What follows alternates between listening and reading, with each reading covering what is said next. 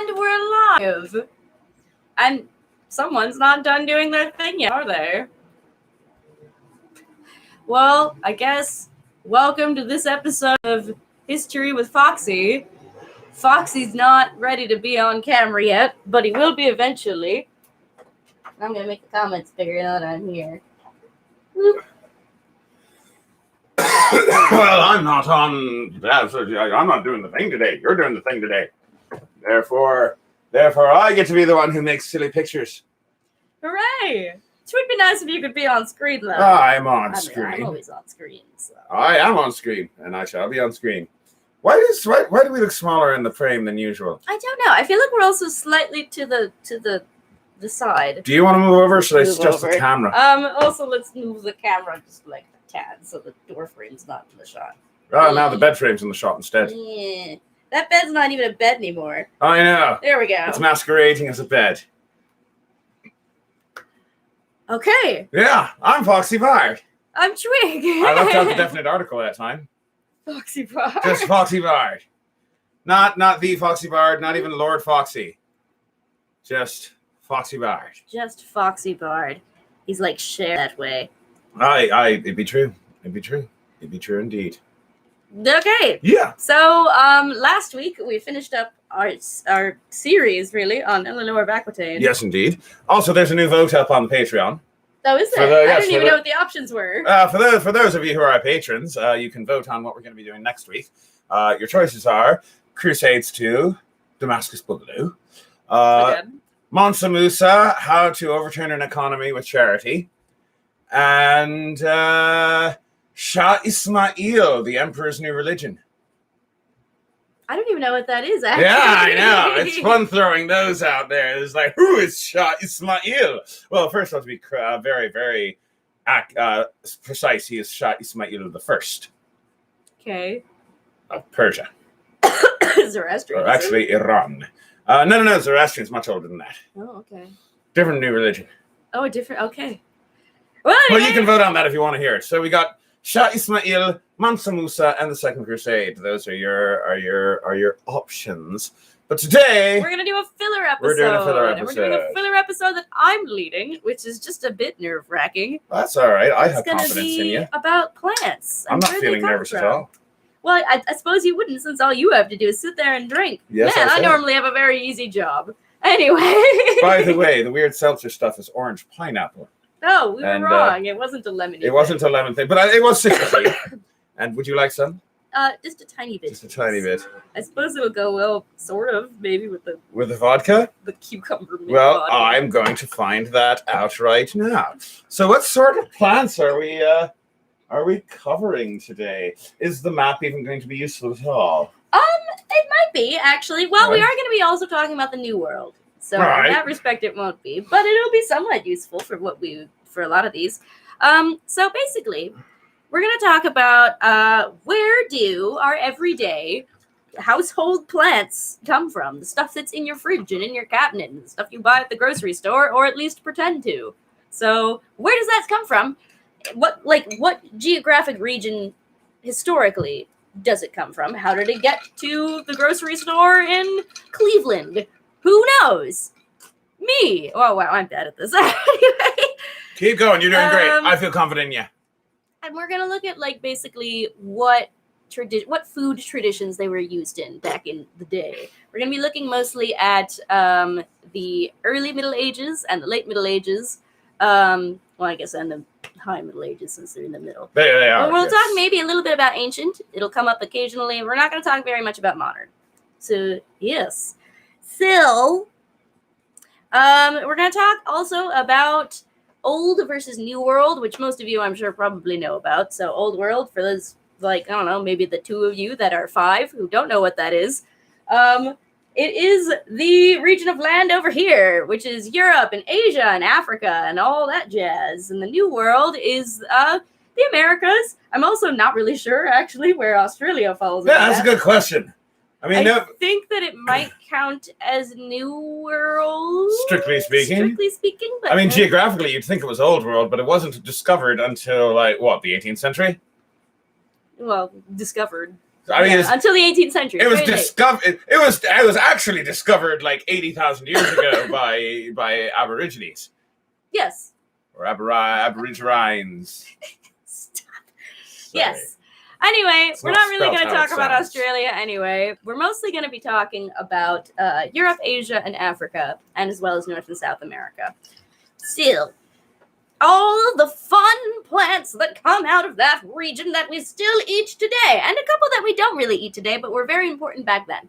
So, we have a lot of commonly represented, we're going to talk about this mostly in terms of plant families. So we're not doing genus and we're not doing species, we're doing family. We're also not going to do order. So generally speaking, when you talk about like taxonomy or like the classification of both plants and animals and all that jazz, you want to go with family so that it's less general or less specific than the genus and the species, but less general than the order. So yeah, we're also going to be avoiding most of the like botanical aspect of things, like the sciencey terminology that you probably don't know unless you took some botany classes. So we're going to be using layman's terms for that, mostly anyway.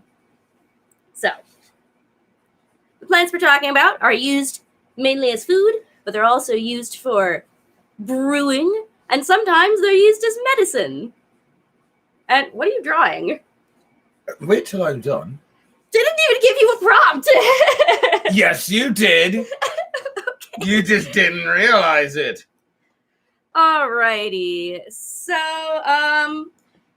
just in terms of, if any of you are familiar with plant families and what their names are and all that other stuff, there are a couple that you might recognize. Brassicaceae, which is not flowering. They're like leafy greens.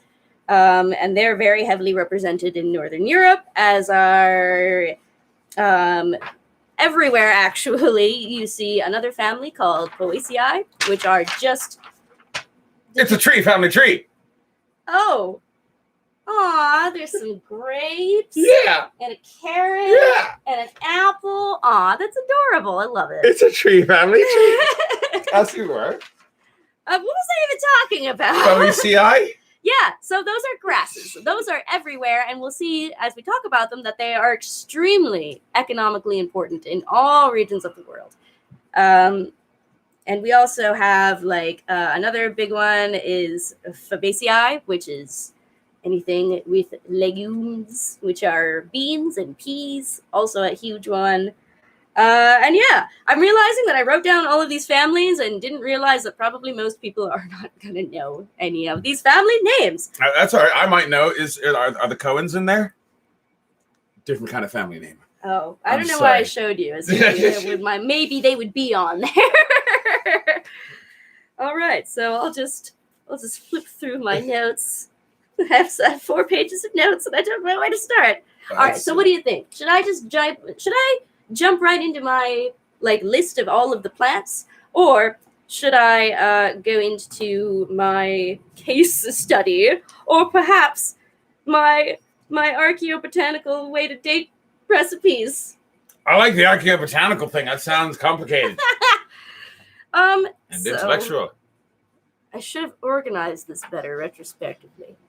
Anyways, so based on the geographical data that we know of, and why it's important to date these plants and figure out the origins of them is because we can use them in archaeology to date recipes that we find and date food things that we find. So, for example, I decided to use our medieval cookbook that we used forever ago on cooking with Foxy.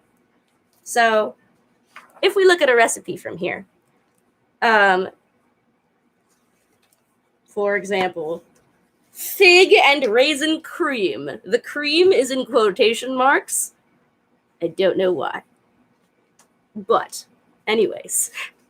So we can use archaeobotanical evidence to date this recipe. If, for example, we were to find this in isolation. Like, this is actually a recipe that was found in a compilation of other recipes, like a book type deal. So we actually do know when it's from. But let's say hypothetically, that we found this, and the only thing we had for context were the location and the language. So this is Middle English, so at least we know, it's not the modern era, and it's England, so we know the English people were eating this stuff. So one of the first things that we can do to date this is basically, the most basic thing, which is, are there any ingredients here that are an indicator of the timeline? Are there any New World foods in this recipe that would indicate that, all right, this is post 16th century because they're using potatoes, which are a New World crop? And this recipe does not. So we know that this is most likely a pre-contact recipe, or pre-contact with North America recipe. Now, that does have some fallacies in it because, like, obviously, it's not as if every single recipe is going to be incorporating this stuff incorporating these new foods into the recipes. So it might just be that this one didn't. So there are other things, though, that we can look to see if we can date this any further. So we can look at the ingredients. So we can see that this uses, obviously, figs and raisins and red wine. So think about England. So when did England get these particular fruits, in this case, figs and grapes? And we know that from the archaeobotanical record that they started getting grapes in England to make wine back when the Romans invaded. When did the Romans invade? What, England? Yeah. Oh, 1st century. Yeah, so it's after the 1st century. Hooray! Here, you hold this up. Very good. So this is after the Romans invaded, because England is most likely making their own wine, and it's going to be in this recipe. So now we know at least a little bit more context there. You're going to be holding that up for a while, so you don't... No, keep holding it. Keep holding it. I was going to say, you don't have to make that face the whole time. We're going to be talking about it for a bit. Oh, all right. Anywho, so there's also some other indicators here that can tell us what time period it is, and that's the fact that it uses cinnamon, cloves, and black pepper. Now, all of these things come from Asia, and that's where they're native to, and it's actually really hard to grow these things outside of the tropics. So now we know that this is after a period of established trade with Asia. And it's also most likely a recipe that was made for nobles, because this stuff is also really, really expensive. And that's kind of sort of a general thing of, like, if you see, like, yes, there was contact, but if you see these recipes, like, most of them are for nobles. There's very few peasant recipes that are actually preserved. I don't think they can see any of it because it's white and the light is... I was trying to get the picture a bit bigger. Oh, okay. I'm going to take this opportunity to have some water. It's a picture. Do you still want me to show it? Yes, I'm not done yet. We haven't actually gotten to the date yet. Oh. Anyway, so based on the fact that we have established trade, we know now that this is... What? Those are figs. In the picture? Oh, different kind of date. Sorry. Continue. Yes, so now we know, what was I even talking about? We know that it's late period, most likely, because that's when this trade was the most popular between Asia and England, was late medieval period. But the biggest thing that gives it away is that you'll notice that down here, it calls for rice flour, and it also says that in the Middle English up here. Fleur of rice. Fleur of rice. Yes, so It actually does call for rice flour. That's not just the author putting that in as a substitute. And that is really what dates it the most, because Europe actually had a lot of trouble obtaining rice from Asia up until the very, very late period.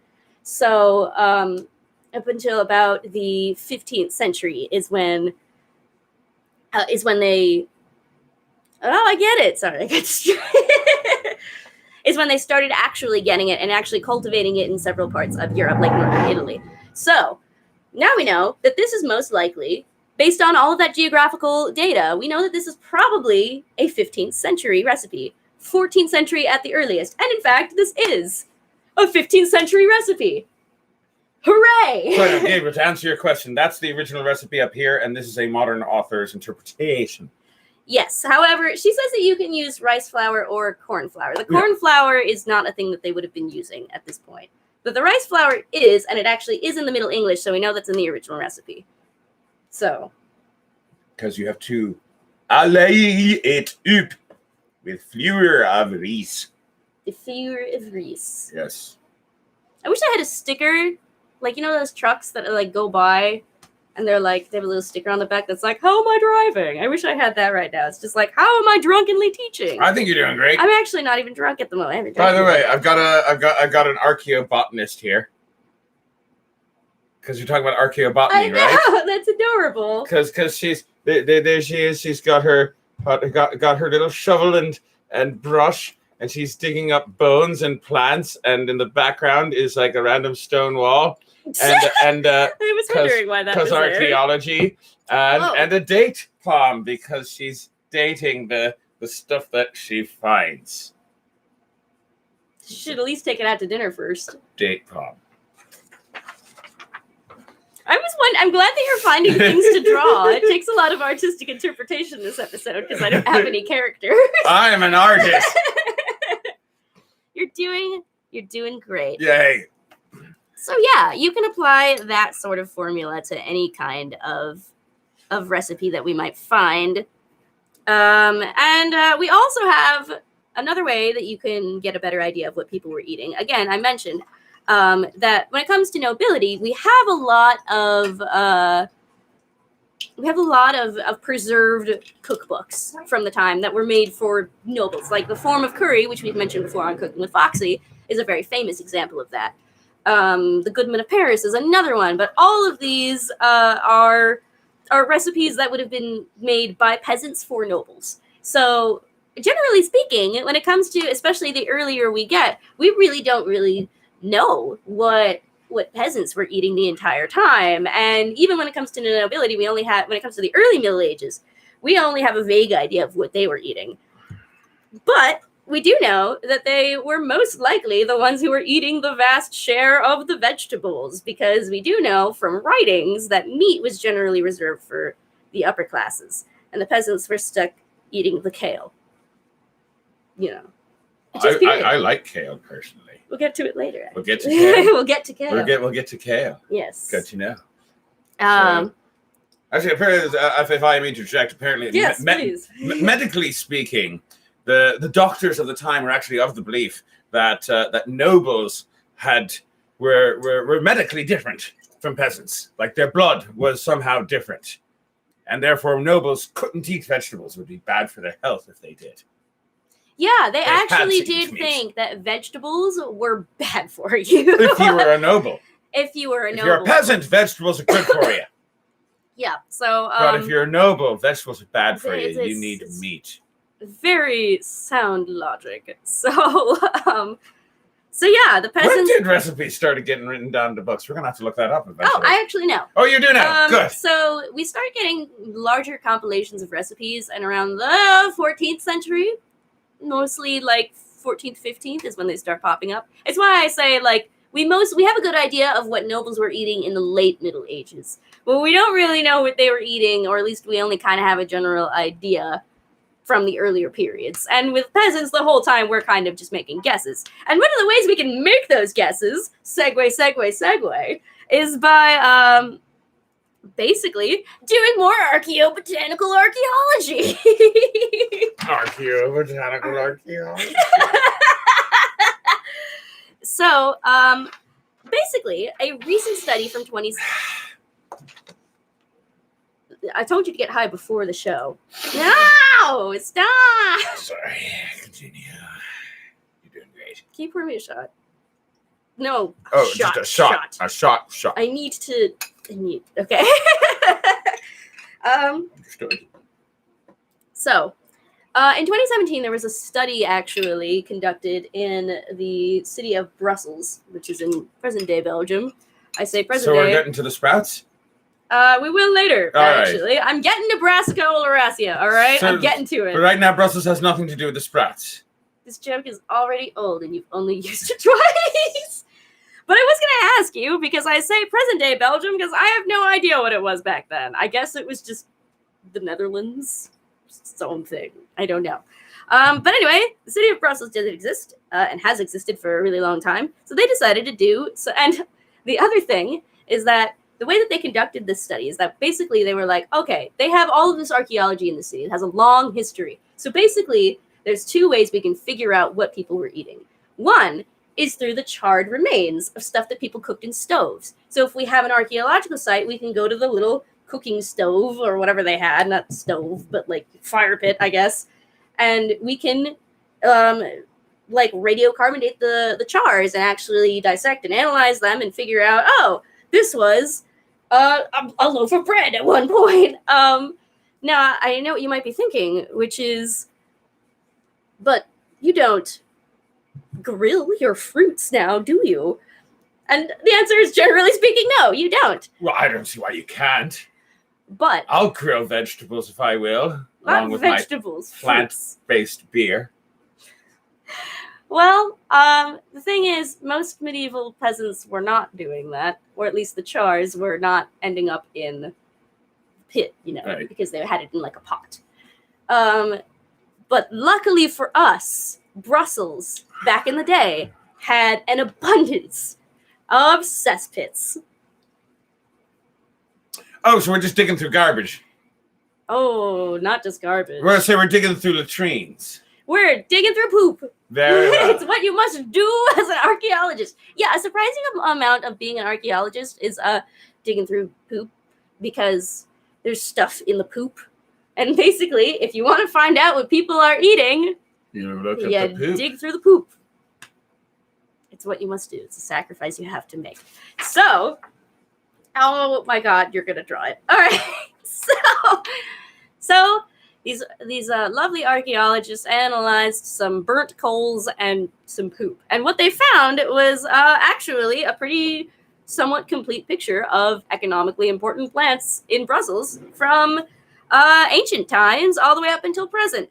So we find that before 1200, so the early Middle Ages, the most economically important crop, other than, barley and rye for making bread, was actually elderberries, followed by blackberries. And obviously we have cereals like bread, beer. Those were huge staple foods. So peasants were eating a lot of fruit and drinking a lot of beer. Oh, wow. It has a smiley face. That's cute. Can you get a little closer? Digging through poop. Dig through the shit. Yeah. Smiling poop emoji. Continue. Yep. So they were doing that. Grains. But also, they found, in addition to that, some flax and some hemp. Yes, that hemp. Good to know. Although before you get excited, they were probably just using it for like rope, and cloth. Getting high. Maybe getting high, but you never know. Probably not. But maybe. Possible. I mean, this is the Netherlands. Yeah, it did be true. Their love of weed goes back a long time. Yes, well, maybe anyway. Maybe. We also find that prior to 1200, we don't find any examples of these foreign or exotic plants that you might find in a rich person's diet in the late medieval ages, which implies that, by the way, when it comes to dating this stuff, if you're not doing, radiocarbon dating or anything like that, that if you see something like cloves, for example, you can pretty much rule out the early Middle Ages, because we don't even see that stuff pop up until like post 1200. So, yeah.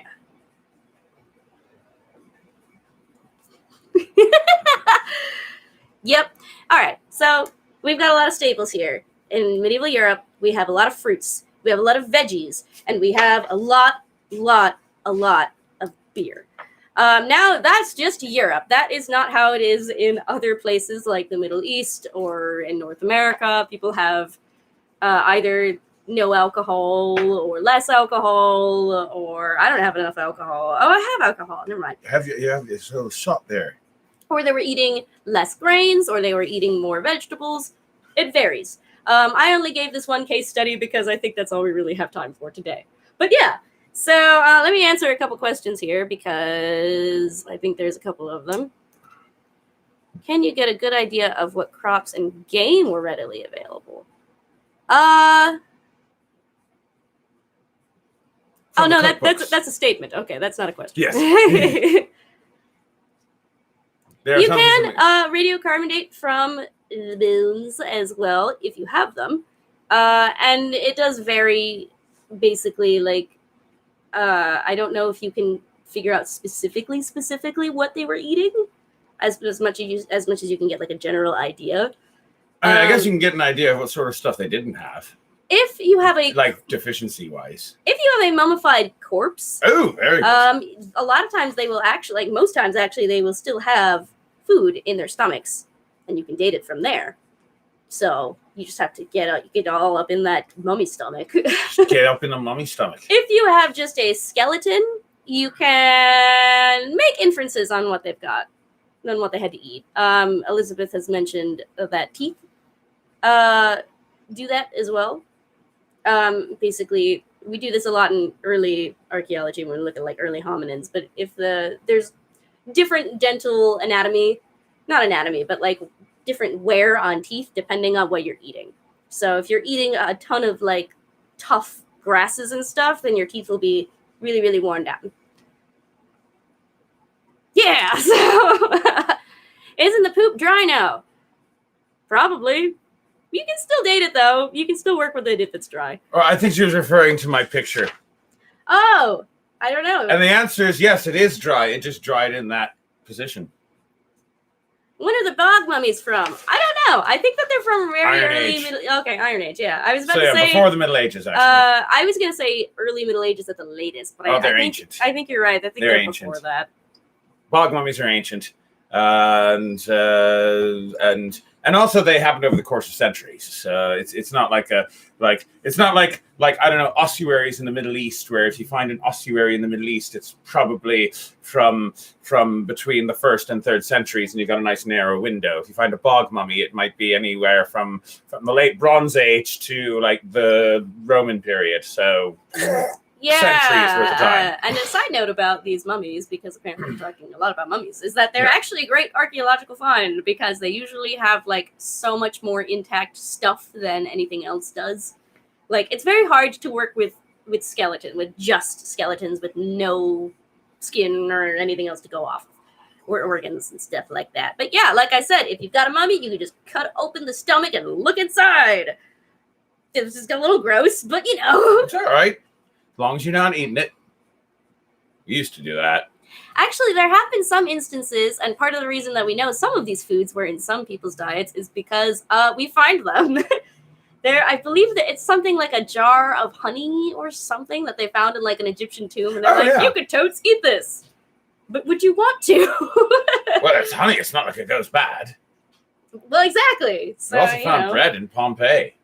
Yeah, but it looked very moldy from what I saw. Well, that's not mold. That's ash. It's ash. So yeah. It's just very burnt bread. well, everything's very burnt. It was in Pompeii. It was a volcanic eruption. Everything's just kind of got a level of char on it. I suppose it would. All the people, too. It would. Does it ever occur to you that when somebody gets cremated, there's a point in time where their body is perfectly cooked? Somebody's been browsing through Reddit lately. Just a bit. All right, continue. You're doing great. Hope so. Because I've still got half an hour to go.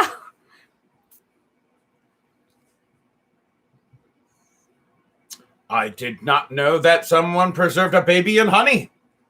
That's not something I wanted to picture. Anyway. I could tell you horrible stories about bodies being preserved in honey. I don't want to hear them. From the Talmud. I don't want to hear them. Continue. Anyway, so now that we've gone through all that, let's just talk about some food that you have in your kitchen. Plants. Let's talk about some plants. Yeah. What is our first plant? All right. So, I think, why don't we start out with an apple? All right. A regular apple. So we're going to talk about apples. We're also going to talk about the family they come from, which is called Rosaceae. It's also called the Rose family, as you might expect. And it includes a lot of economically important plants that we have nowadays, but also back then.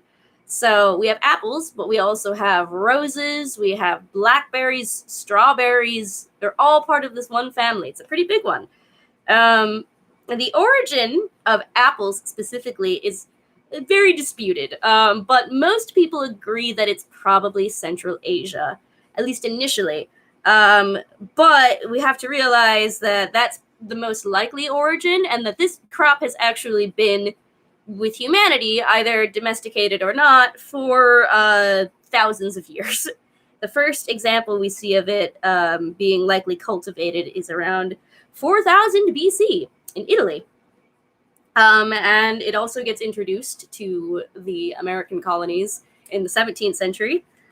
And it's mostly used for culinary stuff. And there, he put a little worm in it. Duh.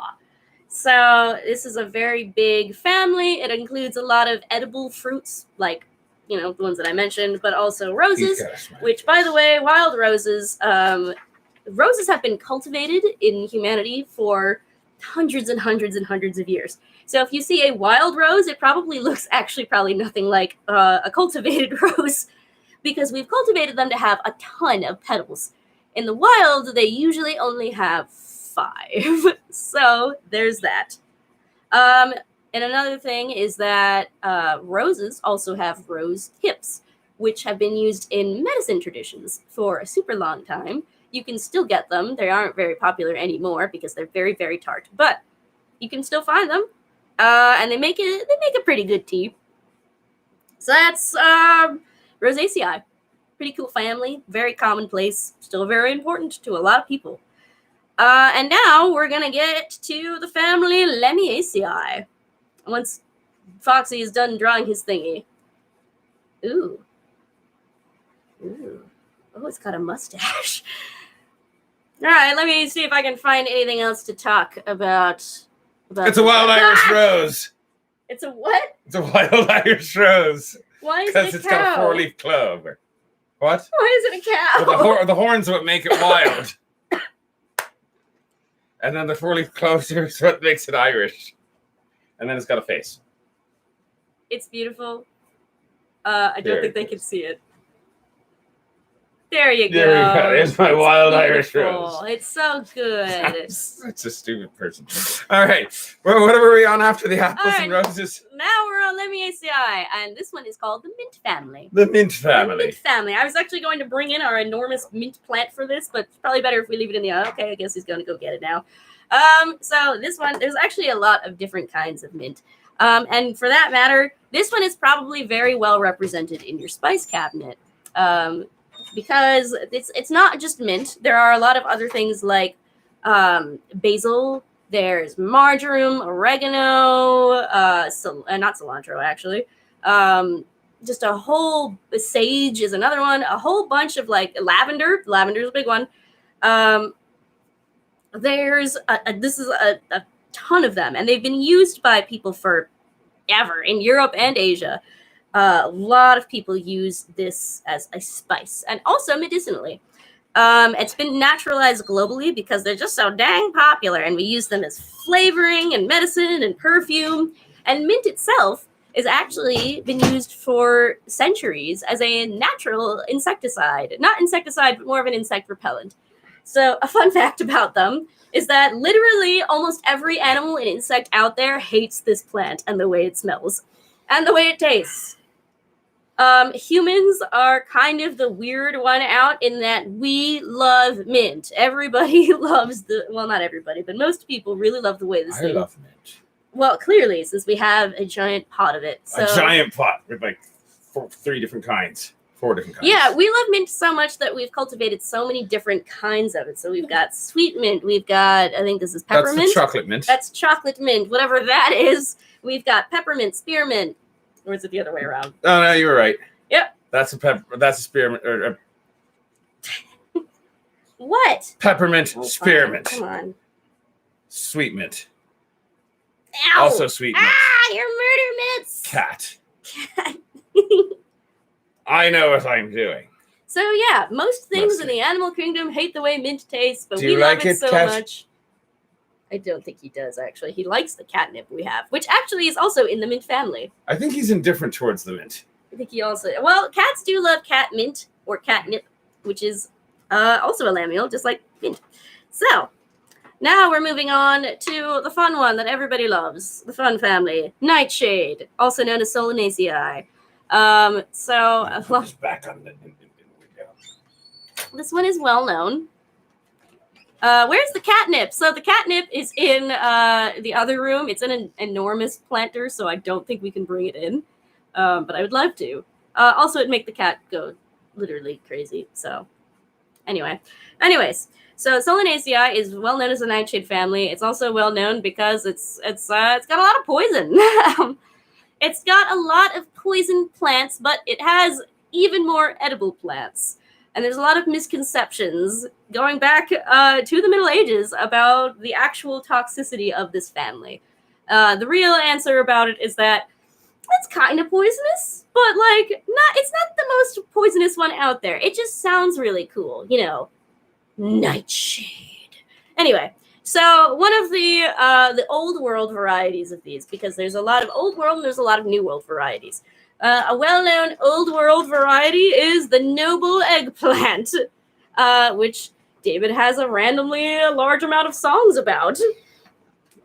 I only have one, but that's a randomly a large amount of songs about an eggplant, to be fair. That's too many songs about an eggplant. Who doesn't want songs about seven eggplants? That is a lot of eggplant. That is a lot of eggplant. So eggplant has an interesting history.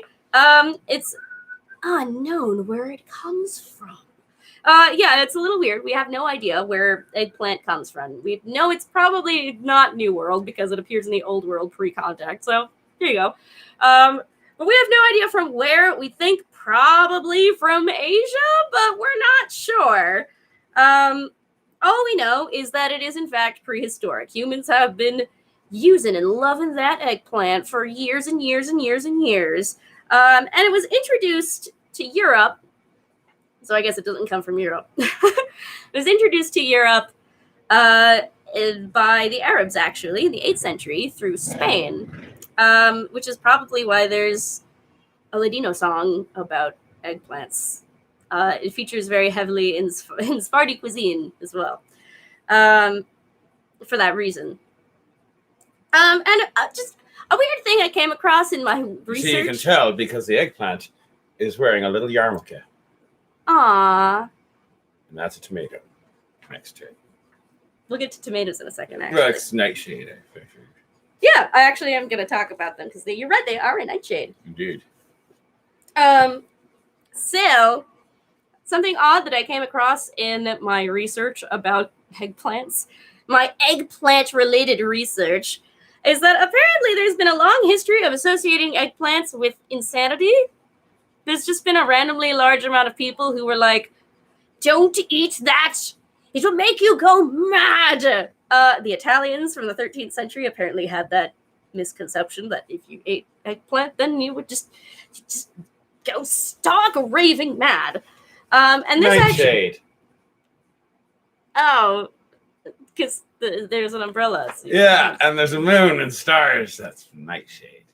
You're bound for the Met, I can tell you that. Yeah. But yeah, so a lot of people, and as late as the 19th century in Egypt, they still thought that there was some connection between eggplant and just going nuts. So, even though there's no nuts in this family. That's a terrible joke. Anyway, there's also some other well-known members of this family. Potatoes are another nightshade. They're probably the derpiest of nightshades. The potato. The potate. The potate. There's also, I should probably mention, belladonna, which is very poisonous. You should not eat the belladonna because it will kill you. And we're going to reference that again because with our next one that I'm going to talk about, which is the tomato, also in this family, also same genus as an eggplant. Very closely related, but not geographically. It comes to us, as many of you know, from South and Central America. And it's a good indicator in the archaeological record of contact with the New World, because once the Europeans get it, they're like, whoa, let's totally eat that thing. But then they bring it back to Europe, and a lot of people are like, no, let's not eat that thing. And they're like, why not? And it actually is because botany had gotten to the point where they recognized the fact that it was a nightshade, and they were like, that's related to the belladonna thing that kills people, so why should we eat that? And there's also... Yeah, it makes sense when you think about it. It does make sense if you think about it. So nobody wanted to try it at first. And there's also a lot of incidences of the acid in tomatoes reacting with pewter, which basically does create poison. So. Which is why if you have a real pewter cup, first of all, how'd you get your hands on a real pewter cup? Yeah, where did you even get that? But second of all, never put alcohol in it. Or orange juice. Or sulfuric acid. Yeah. Also, don't drink sulfuric acid. Yeah, probably not a great idea. Or like pool cleaner. So I take it citric acid is the thing that... Actually, I don't know. Why would an orange... What, in orange... tomatoes? Why would an orange do it? Oranges have acid in it? Is it just any kind of acid? What, with pewter? Yeah. Pretty much. Wow, that's a lot of things, though. There's a lot of things with acid. I mean, I think that the acid, depending on how strong the acid is, that'll affect how much of a reaction you get. But yeah, pretty much any acid, and also other chemicals like alcohol. Oh, those alcoholic oranges. Yeah. Anyway, Which is why you shouldn't use pewter goblets, real pewter. Side note: if you're buying pewter at like a pewter goblet or anything like a Ren Fair or an SCA event or something, chances are it's not pewter. No, like 99% of the time, which is a good thing. You shouldn't have pewter anymore because it has lead. So you can have a pewter sculpture. Unlike an eggplant, it'll actually make you go insane. If you got like a little sculpture made of pewter, that little plate over there is made of pewter. Oh, it is. The plate over the light switch. That thing. Oh. The light switch plate. I know. I see it. But I'm not gonna lick it. Well, good. So it's all right. Okay. Don't lick it. Don't lick the light shit. Don't lick your light switch. Ever. It's a bad idea to lick a light switch. You don't know who's been touching it. Well, go on. Because if you lick the light switch, then your teacher will throw a fit. That didn't even rhyme. Touching it, throw a fit, that rhymed. Yes. Mostly. Anyway, we're talking about tomatoes. Right, so tomatoes. Yeah, don't eat them off a pewter plate, because if you eat them off of a pewter plate, they might, well, I don't know, kill you or something. But it's fine. They don't even sell it at Target anymore. Indeed. So, you know. There's also a misconception about how much poison is in tomatoes. And the truth is that the leaves of only the unripe ones have a little bit of poison in them. But once they ripen, there's no more poison in them. Not at all. So you can eat, well, I mean, I guess if you want to, they're not going to taste very good. So if I want to poison my neighbors, you're telling me I need to harvest my tomatoes while they're still unripe and then distill the leaves. Just use belladonna at that point. Oh, fine. Anyway. I don't want to get caught. There's a chemical in nightshade this whole family that is poisonous. They have varying amounts of them. Some of them don't even, I think, have it at all. But the ones that do can kill you. So don't eat chemicals. It's the moral of the story. Ooh, this song is groovy. I don't know if they can hear it. I don't know if they can hear it. They probably can't. Anyway. All right. What are we talking? Oh, yeah. And in the 1540s, this gets introduced to the Mediterranean, and that's tomato sauce and pizza and all of that other good stuff. Italian food. So, moving on. We're moving on to a different family now. So moving on to a different family. Get your quill ready. So, we're going to talk about oinouns now. Oinouns are another one, and they're kind of interesting because the wild onion is actually extinct. We only have domesticated onions at this point. Oh, the family, by the way, I used to think that it was Fabaceae, but apparently that has been reclassified to Amaryllidaceae. I don't know how to pronounce it. But it's a new thing. But yeah. So it's of unknown origin, much like the eggplant. We don't know where it came from, but probably Asia. But that's kind of a thing in the archaeological community, is that if you don't know where something came from and it's old world, probably Asia is usually what the answer ends up being. Also, garlic is part of this? Garlic is part of this. Really? And we do have wild garlic that does still exist, but wild onions do not.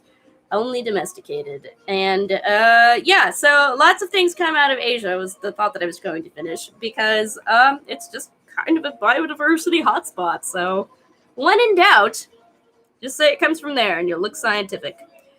So this is another one that's been used for a really, really long time. You gotta get closer. There you go. Wow. Onions and garlic. Ah. So, we see it popping up as early as 5000 BC. So very, very long time we've been using onions because they're tasty. The weird onion grass is probably garlic. Probably wild garlic. If it's just like some green, long sprouts, probably wild garlic. But if you send me a picture, I can probably identify it for you. Although I'm fairly certain because wild garlic. Pops So that up thing all that over this that thing that my father always told me was wild onions was actually wild garlic. Yes. All right. Apparently, that's a very common thing. Apparently, a lot of people think that those are onions. Which, to be fair, they're the same family. I think they might be also the same genus, and taste similar. So Anyway.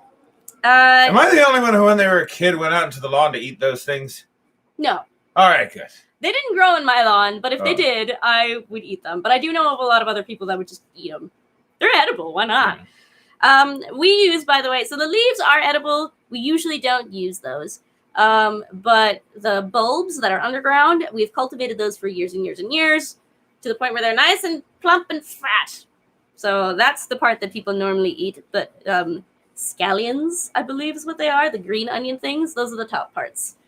Anyways, and an interesting fact is that when Europeans came to the New World, they actually brought onions with them to, cultivate in their gardens and stuff, but found that the natives had already been cultivating them there for years at that point. So this one randomly probably popped up all over the world, just by itself, like a strong, independent onion.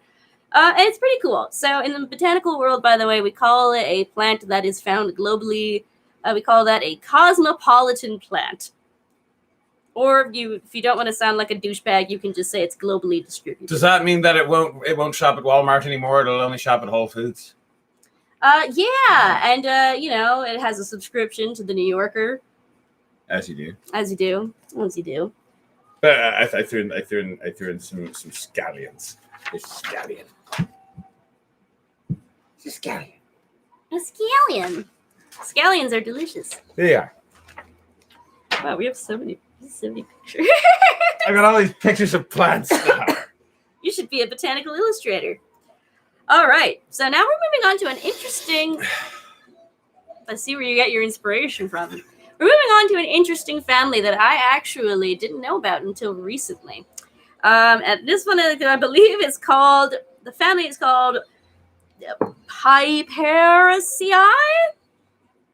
This is the pepper family. Oh, right. Not chili peppers or bell peppers. Not those peppers. Those peppers are part of the Solanaceae family that I mentioned earlier. They're in there with tomatoes and... Right, this is where we get to the weird thing of when a pepper is a pepper and when a pepper isn't a pepper. This is exactly where we're getting into that. Because, so those peppers, the fruit peppers, the vegetable peppers, those are their own thing. They're actually unrelated from pepper the condiment completely. I don't even think they're part of the same order. And they're definitely not part of the same family. So, all bell peppers and chili peppers are a New World plant. But pepper, as in like the one that comes out of a shaker, is an Old World plant, and it comes out of South Asia. And there's a couple different varieties. There's the black peppercorns, like most people have seen those. Also long pepper, which some of you might remember, that David and I used in Cooking with Foxy to make the weird spiced wine from the medieval period. And actually, in Europe, before contact with the New World, that was a very popular spice, long pepper. as was black pepper. And both of them, because they had to be imported from so far away, were incredibly expensive, but very, very much in demand still because they're tasty. So people still wanted them. And part of what people were actually trying to do with with New World expansion was to find a cheaper way to get pepper. People were enslaved for this, people. Anyway, so, and eventually they did find chili peppers, which taste similar enough to long pepper, to the point where by the 16th century, long pepper had actually fallen out of use, or at least popularity, and people had switched over to, well, they kept eating regular black pepper, but they also started eating chili peppers. It's a rapscallion. See, That's not even the right thing. He's got sunglasses and bling. That's amazing. Elizabeth said rapscallion, so. Oh, okay. It's a rapscallion. All right, on to pepper. Continue. Do you know what this plant looks like? What a pepper plant looks like? I've only ever. I mean, I can do a picture of like a long pepper, and you could also just do a. You could also just make a picture of Mrs. Pepper. From what? Blue's Clues. Oh my goodness! Thank you for bringing me back to that. I'm surprised you watched it. So there's a long pepper. Wow, that's a great interpretation of that. It's to scale. I guess it is. I thought it was like a puddle of it. Oh. I'm sorry. I guess I lost my streak there. But continue, peppers. Actually, that's pretty much all I had to say about them. Oh, very well. So yeah, we still use them. Black pepper is very much still in. Wow, I'm glad we used an entire sheet of paper for that. Black pepper is still very much in use. Long pepper is not, and it's all because of weird trade politics in the late Middle Ages. Moving on. So we're going on to the Parsley Family. Pepper. I don't think they could see it. There we go. It's just a bunch of dots. There it is. That's pepper. Pepper's a bunch of dots. I guess you're correct. You're correct. Anyways, we're moving on to the Parsley family, also known as Fabaceae. Origin is the Old World again. These are from the Mediterranean, which a lot of you probably knew, since parsley is used in a lot of Italian dishes, and by my mom a lot. So it's also, this is actually the family that I don't really have a whole lot to say about parsley in particular, other than like it's a popular spice. It's an old spice, not that kind of old spice, but like, you know, it's a spice. But the actual family here is a lot more interesting because this is the one that has a whole bunch of poisons in it. If you actually want to poison someone, not that I endorse it, I'm going out there saying I don't endorse you poisoning anybody, but if you're going to do it, you shouldn't go with nightshade. You should the Foxy bar does not count as legal advice. It does not count as legal advice or murder advice. Don't take my advice. But also, a smart assassin will go with this family because this one has all the cool poison plants. A lot of you are probably familiar with the very famous poison hemlock, which was used to kill Socrates back in the day. That is a type of parsley. And water hemlock is the most poisonous plant in North America, and it destroys your central nervous system, and that is also in this family. There's a bunch of them, and they have a lot of edible plants.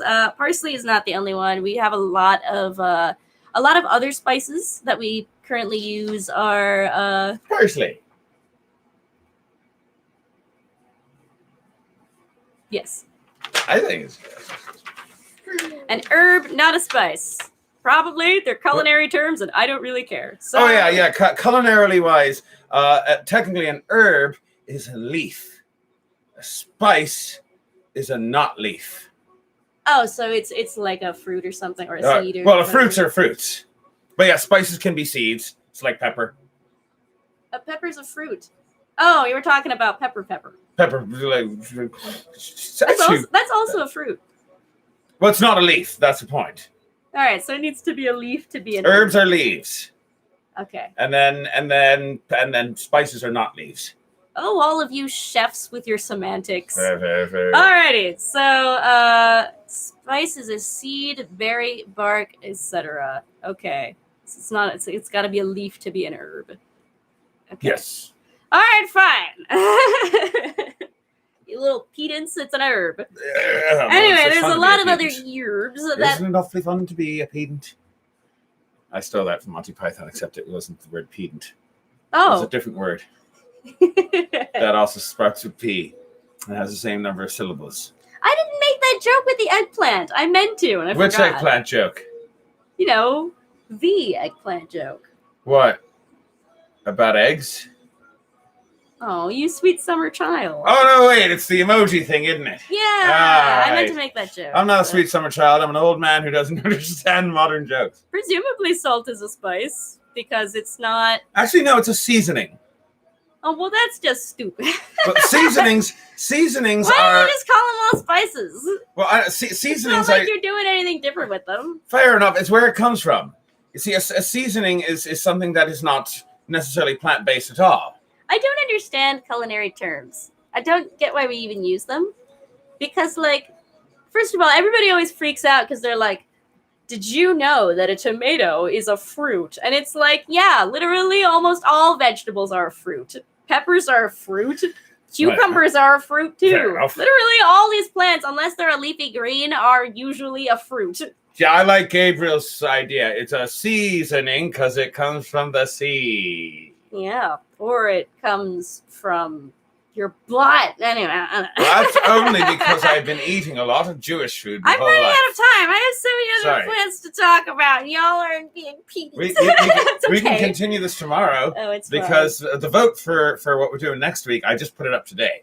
What do you mean tomorrow? What? What do you mean tomorrow? I mean next week. All right, well, I'm going to talk about... I don't even remember what I was talking about because I had to go... I like that I was like, hey, guys, there's a bunch of poisons, and everybody Onion, was like... parsley, poison, but herb. herb. What are we up to? We're still on the thing, as I never finished it. I don't remember what I was saying about poison plants. What comes after parsley? Well, okay, now we're getting into Asteraceae, a really cool family. It's super cool. Yes, they're all fruits. They're all fruits, guys. Vegetable is a culinary term. Literally, nothing in botany is a vegetable. Nothing. They're all fruit. There's not a botanical vegetable out there. It's all subjective. Anyways, so we're talking about Asteraceae and its pretty flowers. I thought sweet potatoes and yams were the same thing. Sweet potatoes, and where are we talking about sweet potatoes? Wait, what are we talking about? I don't know. Araceae? Cucumber and all the vegetable fruit. Okay. Is it the oath of Sweet the potatoes are way Araceae? better than yams. Okay. No, sweet potatoes. I get sweet potatoes are I don't know if they're actually like related to potatoes. I think they're a yam, and I think that they might be Apiaceae. I don't remember. Potatoes are a Solanaceae. You know, they're with nightshade. They're a nightshade. I don't know if sweet potatoes are a nightshade. I have a feeling that they aren't. Anyway, culinary terms versus grocery terms are not the same. I don't know what any grocery terms are. Well, I've never worked in a grocery store, so I wouldn't know. I shop in them all the time. Lettuce is actually we're getting to lettuce.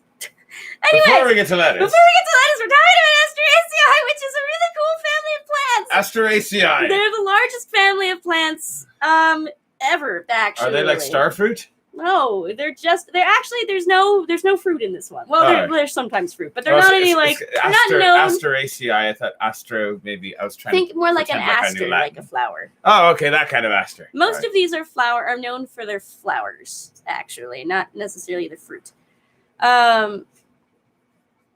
But yeah, so I need to stop looking at the comment. There's one that I wanted to talk about in particular, and that's yarrow. We don't really use yarrow very much. We don't sell it in grocery stores anymore, and we don't eat it very much anymore. But it actually is edible. But more than that, it's very good. This is not medical advice, but it's very good medicine, actually. It's a very powerful astringent. It's been used for centuries by both Europeans and Native Americans once it was introduced to the New World. And astringent, by the way, is something that clots your blood, so it stops you from bleeding. Yeah, so it's really cool. It has a lot of medicinal properties, and it's being researched right now in fighting cancer. So thought I'd bring it up. It's one of my favorite plants. I always look for excuses to talk about it. Anyways, so let's talk about. Actually, I'll wait for you to finish drawing that. You can keep talking. Well, I'm out of things to say. Really. About Okay. Yarrow, or in general? Well, I could say more about Yarrow, I guess. Go ahead, say more about Yarrow. So, the scientific name, we haven't really been talking about genus and species very much, because, first of all, I don't know a whole lot of them. But this one I do. It's called Achillea millefolium, and it was actually named after Achilles. Because it was actually used by the Greeks, and it was used in battle a lot because it is good for wounds and stuff. So, how's that? Hey, that's pretty good. That's not bad. That's not bad. Yarrow.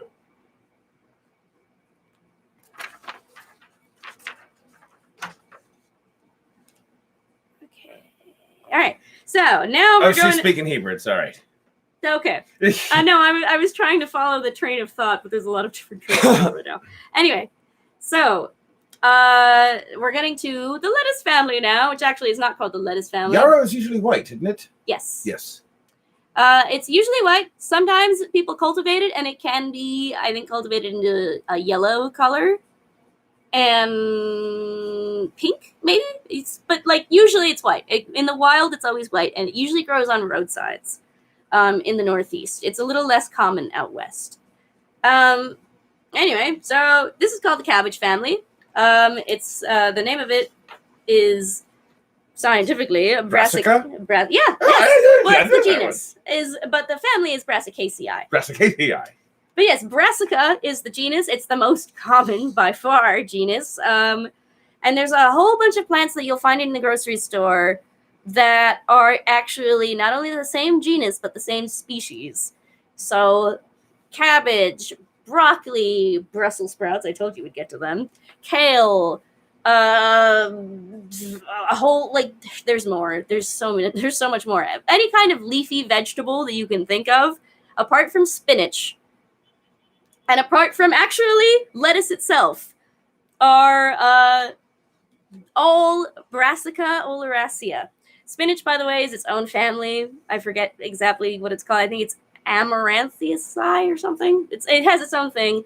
And lettuce is actually part of the parsley family that I mentioned earlier. But all these other leafy vegetables are all this one family. And not only is it one family, the same genus and species. They're all just cultivars of that one species. And to answer your question, that wasn't a question. But yes, yarrow does look like Queen Anne's lace. But I do want to make it very clear that they are very different species.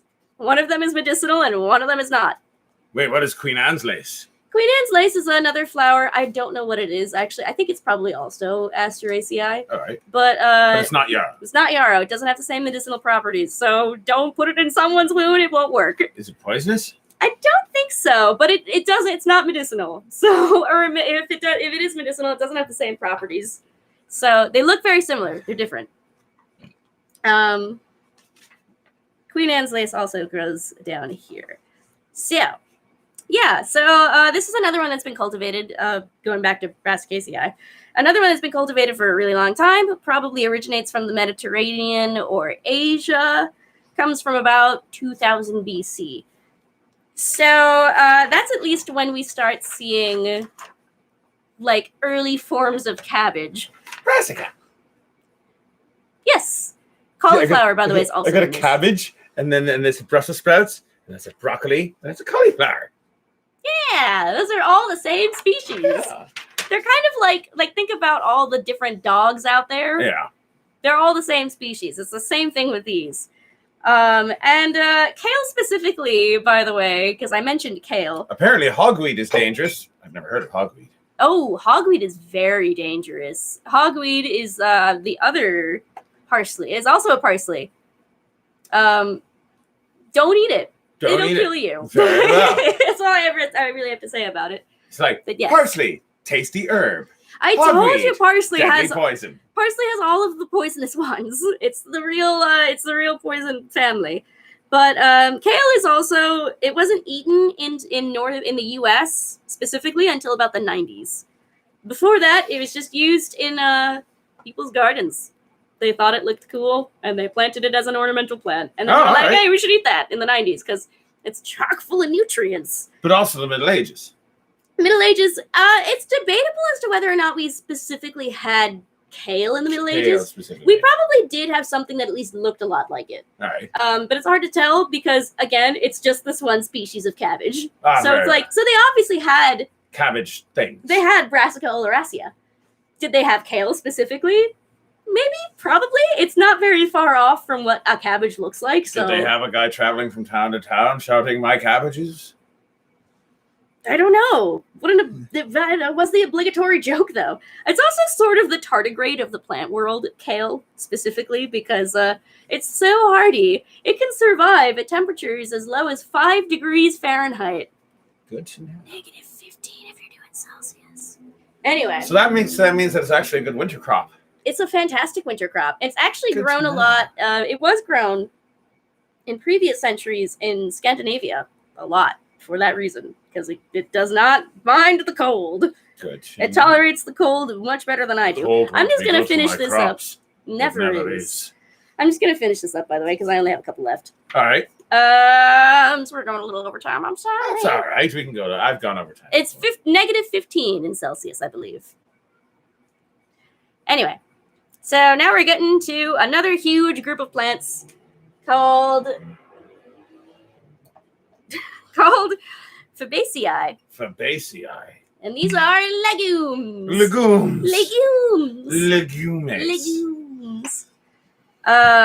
So this is again, this is, I believe, the third largest family of plants, just in general. It's huge. It's all over the world. It's cosmopolitan. And the defining characteristic is legumes. So peas or black beans or any kind of beans. I listed black beans here because I wanted to. And also I had a can of them and I was going to show it, but I was like, no, I'll just have David draw it. Anyway, so they're variable origins. They're from everywhere. And there's a wild variety that's native to the Americas, which was a staple crop. A lot of you have probably heard of the Three Sisters. This was one of them. And basically it was used a lot in companion planting, aka let's have a crop of this and a crop of this and a crop of this, and we'll plant them all together because they do things for each other. And what the beans do in this case is they're actually nitrogen fixators. Well, nitrogen is something you need in the soil in order for plants to grow at all. So basically you can introduce them into poor soil and they will grow. And not only will they grow and flourish, but they will also allow it so that you can plant other stuff in that spot and just have a variety of crops. And it's great. So, yes. And we'll just cut it short there because, I meant to get my thingy. Oh, well. What thingy? My pressed plant. But that's okay. Well, get your pressed plant. I'm still drawing beans. You put it all the way up where I couldn't reach it. All right, I'll get it as soon as I'm done drawing beans. He's drawing beans still. By the way, there are some of these that, yes. Yep, I did mention potato. It is a nightshade. It's the derpiest nightshade, as I mentioned. Yep. So, yeah. Also, I wanted to mention the Laurel family because I don't really have much to say about them, but I thought that they were just such bizarrely... I just think they're neat. That's not actually... Well, I guess I think they're neat, but I just thought that they were very random in terms of what's in this family. So you have cinnamon, you have bay, and you have avocados. All part of the same family. Who'd have thunk? And then we have, I should mention, because it's super important, Fabaceae. Legumes. Yes. I think my legumes are good. Yeah, I like this one, the little pea plant. Ugh. Ugh. I'll get you pressed plants. Pressed plants. There we go. So Fabaceae is very important because it's literally any kind of grass you can think of. And I do mean all of them. So the grass in your lawn, yes. But also wheat, barley, rye, rice, all the cereal grains, and also corn are all grasses. Corn is just a grass that was bred to be super plump. It's very economically important, as you might guess, and all of your alcohol, not all of it, but a lot of it, comes from this family. So appreciate it. Grass is good. Lots of different kinds of grass. This is not the one I'm looking for. Well, you can show them that one too. I suppose I could. You did a very good job. Look at that. Look at that. We got all these. That's an actual plant. Yeah. That's not a drawing. It's an actual plant. I pressed it. That's been pressed and properly labeled and such. So this one is actually a member of Brassicaceae. This one is called garlic mustard.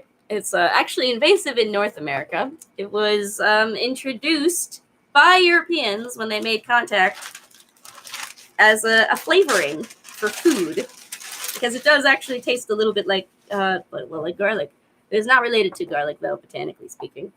And this is the one that I wanted to show everybody because this is a family, the poppy family, also known as Fabaceae. This is the opium family. So we get opium, which has a really cool history that we're not going to get into today. Now I want to bring it back. Oh, you want to bring it back? Because I'm going to talk. Here, why don't you hold it? I shall hold it.